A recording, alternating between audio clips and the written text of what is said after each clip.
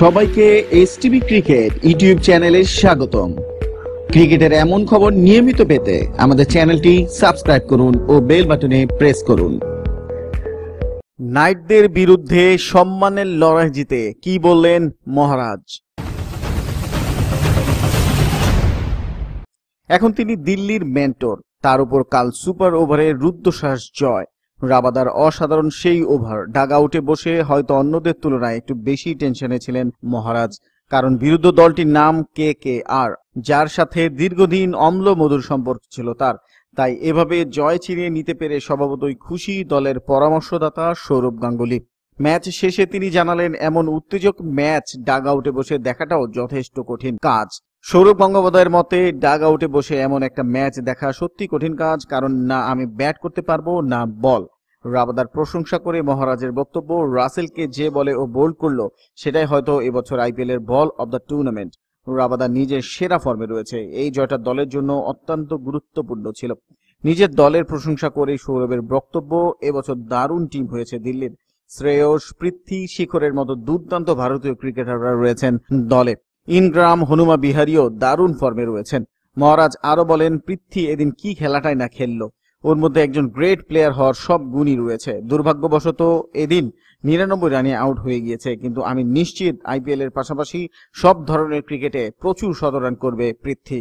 Sourav Ganguly Kagiso Rabada এই বলকে বললেন ball of the year. Delhi Capitals IPL এ 2019-এ নিজেদের তৃতীয় ম্যাচে সুপার ওভারে জয় হাসিল করে। কলকাতা নাইট রাইডার্সের বিরুদ্ধে খেলা হওয়া এই ম্যাচে দিল্লির সামনে 186 রানের লক্ষ্য ছিল, কিন্তু তারা কলকাতার সমান 185 রান করতে পারে।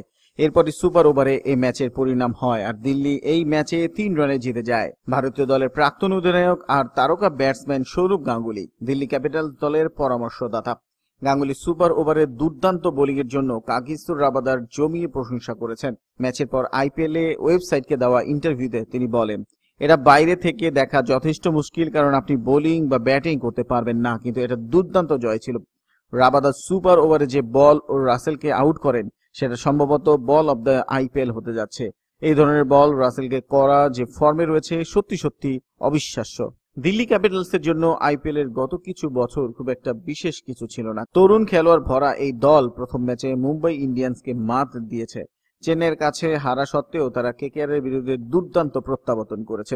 দলের এই জয়ের প্রয়োজন ছিল, ওদের গত মরশুম ভালো যায়নি। এটা একটা তরুণ দল, এই ধরনের জয়ে আত্মবিশ্বাস বাড়ে। এটা একটি লম্বা মরশুম, কিন্তু এই জয় একটা ম্যাচ পাওয়া জয় নয়, এটা স্পেশাল। পৃথ্বী শ আজ যেমনটা খেলছে তাতে ওর প্রতিভার ব্যাপারে জানা যায়। ও বলকে ভালো হিট করেছিল, যে ওকে কিছু বলার প্রয়োজন ছিল না। ও 99 রানে আউট হয়ে যায়, কিন্তু ও প্রায় ম্যাচ ফিনিশ করে দিয়েছিল।